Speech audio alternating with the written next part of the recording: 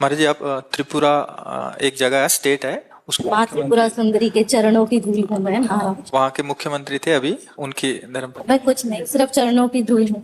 विचलित हूँ, भ्रमित हूँ, मन में बहुत द्वेष है। हर रोज एक ही प्रश्न से लड़ रही हूँ, उसका उत्तर आपसे चाहती हूँ। मैं मर्यादा पुरुषोत्तम राम की मैं भी उतनी ही भक्ति करती हूँ। निरंतर मेरे शिव के आराध्य के साथ मैं जुड़ी हुई हूँ। मैं जानना चाहती हूँ महाराज आपसे, क्या मेरी माँ जानकी को न्याय मिला है? ये संसारिक लोगों ने लीला लीला में और संसार के दोनों को क्या आप एक जोड़ रहे हैं? क्या दिव्य चिदानंद में लीला को आप त्रिगुणात्मिका मलिन माया की लीला से जोड़ेंगे? पहली गलती है। भगवान श्री राम त्रिकालज्ञ सर्वज्ञ हैं। भगवान श्री राम के निज जनों में एक गर्व प्रकट हुआ था। उसी गर्व को चकनाचूर कराने के लिए भगवान ने जो वन गमन लीला बाद में की और अपने पुत्र लोकुश के द्वारा सब महिमाशाली अपने भ्राता तक के सबके बलों को चूर करवाया। और इसके बाद माता जी का प्रादुर्भाव पृथ्वी से हुआ था। माता जी पृथ्वी में ही लीन हो गई। ये तो मानना ही पड़ेगा कि जब भगवान अवतार लेते हैं तो अंतर्ध्यान की लीला करते हैं, तो कहां अन्याय कहां हुआ?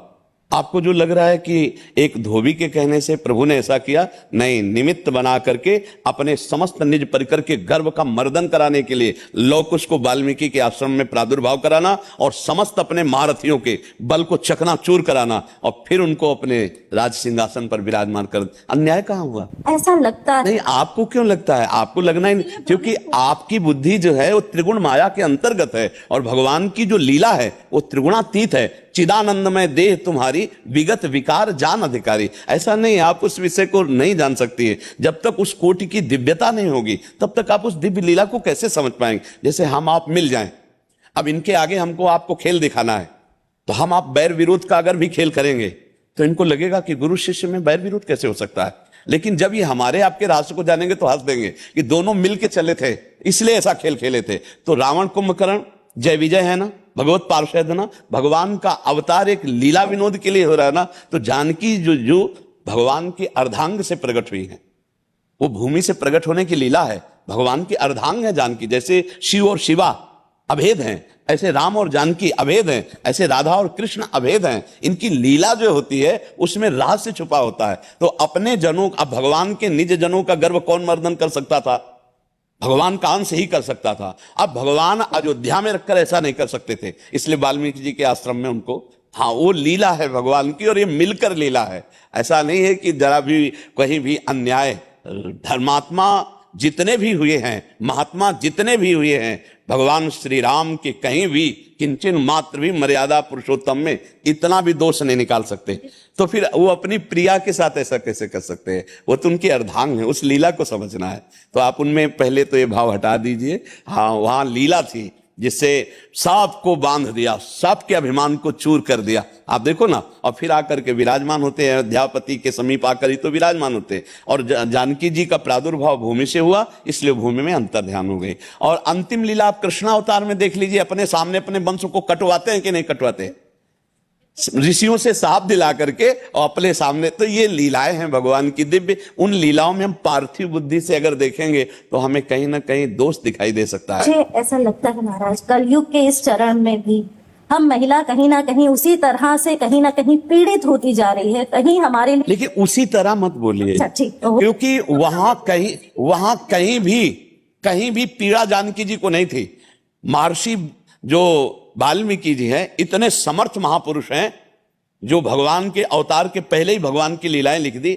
उनके पास जानकी जी सुरक्षित है, जहां काल की भी ताकत नहीं है कि तनिक भी वहां कोई उपद्रव कर सके।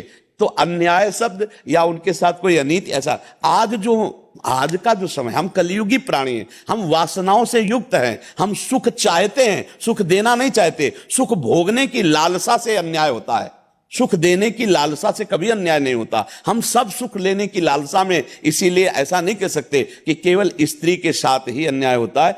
जहां सुख लेने की लालसा है वहां अन्याय है। अपने सुख भोगने के लिए अपने पूरे परिवार को जहर देकर लड़की भाग जाती है ना। एक पुरुष से ब्याह होने के बाद दूसरे पुरुष का वरण कर लेती है, अपने पति की हत्या कर देती कि नहीं कर देती? या स्त्री के साथ ऐसा व्यवहार किया जाता है या पुरुष के साथ व्यवहार किया जाता है, एक पक्ष में आप देख नहीं सकती। आप देखिए, जो अपने सुख में पागल है वो कुछ भी कर सकता है, वो चाहे स्त्री हो या पुरुष हो। आप इस विषय को देखिए, क्या पुरुष ही या स्त्री ही, हम ऐसा नहीं कह सकते, क्योंकि समान भाव से जब दृष्टि डाल के देखो तो आप तो संसार में हजारों केस ऐसे हैं जो माताओं बहनों के द्वारा नहीं होना चाहिए वो होते हैं, हजारों केस ऐसे जो पुरुषों के द्वारा नहीं होना चाहिए वो होते हैं। अपने बच्चों को काट दिया, अपने पति को मार दिया और दूसरे पति के साथ भाग गई। आप अगर ये कहेंगे कि स्त्रियों के साथ ही अत्याचार होता है तो हम ये कहने के लिए तैयार हैं कि आज की स्त्रियां वो स्त्रियां नहीं हैं।